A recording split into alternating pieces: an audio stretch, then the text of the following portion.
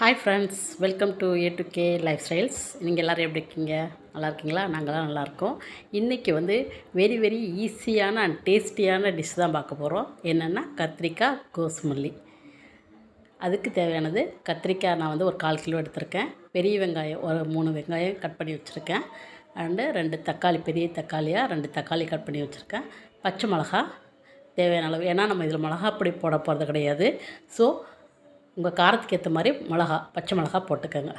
எல்லாத்தையும் அரிஞ்சு எடுத்துட்டு குக்கரில் எல்லாத்தையும் ஒன்றா போட்டு தேவையான அளவு உப்பு போட்டு மஞ்சள்தூள் போட்டு ஒரு பெரிய நெல்லிக்காய் அளவு புளி கரைச்சி ஊற்றிட்டு குக்கரில் வச்சு எடுத்துக்க வேண்டியது தான்.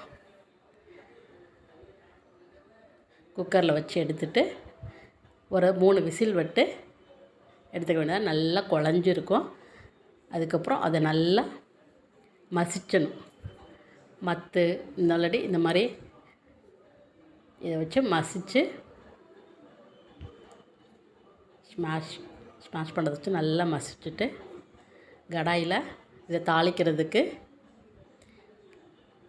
2 டேபிள் ஸ்பூன் கடலெண்ணெய், கடுகு, உளுந்தம்பருப்பு, சின்ன வெங்காயம் ஒரு 10-15 வெங்காயம், சின்ன வெங்காயம் அரிஞ்சு வச்சுருக்கேன், பொடியாக நறுக்கி வச்சுட்டு அடுத்து கருவேப்பிலை இது எல்லாத்தையும் போட்டு தாளித்து அதில் கொட்டி கிண்டிட்டோன்னா கத்திரிக்காய் கோஸ்மல்லி ரெடி.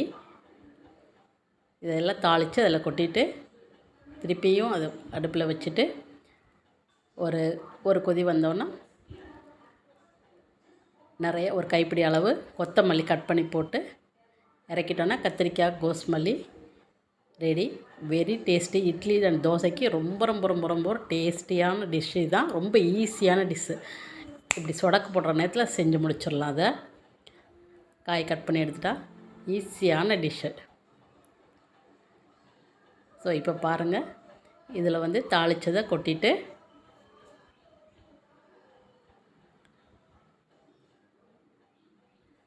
அவ்வளோதான், வேலை முடிஞ்சது. இதில் இனிமேல்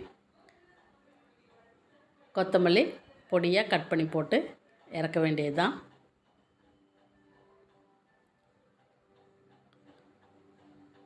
ரொம்ப ஈஸியான டிஷ்ஷு, ஆனால் பக்கா டேஸ்ட்டாக இருக்கும். கண்டிப்பாக எல்லோரும் ட்ரை பண்ணி பாருங்கள். இது நிறைய பேருக்கு தெரிஞ்சிருக்கும், இருந்தாலும் என்னோடய ஸ்டைலில் நான் பண்ணியிருக்கேன். அவ்வளோதான்.